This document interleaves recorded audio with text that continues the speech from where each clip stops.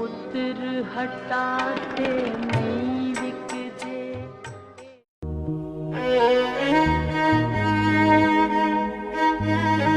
थाना वारबेटन में तैनात कांस्टेबल अरसलान इजाज पुराने ड्यूटी शहीद कांस्टेबल अरसलान को मशकूक मोटरसाइकिल सवार मुलजमान ने ताकत पर सीना पर गोली मारी। शहीद की नमाज जनाजा उसके आबाई गांव में अदा कर दी गई। जिला पुलिस की चाको चौबंद दस्ते ने शहीद को सलामी दी। आरपीओ शेखपुरा डॉक्टर इनाम वहीद खान और डीपीओ सैयद खालिद हमदानी ने शहीद की मैयत पर फूल चढ़ाए। शहीद अरसलान के लवाहकीन के साथ गम में बराबर के शरीक हैं। शहीद के अहले खाना के साथ हर किस्म का तावन यकीनी बनाएंगे। शहीद कांस्टेबल ने फर्ज की अदायगी में अपनी जान कुर्बान कर दी। ऐसी फोर्स के कमांडर होने पर फख्र है जिसने अवामी जानो माल के तहफ़्फ़ुज़ के लिए कुर्बानियां दी हैं। कांस्टेबल को शहीद करने वाले मुलजमान को जल्द गिरफ्तार करके कैफरे किरदार तक पहुंचाएंगे। शहीद की नमाज जनाजा में जिला पुलिस, सियासी रहनुमा, सिविल सोसाइटी और मीडिया ने शिरकत की।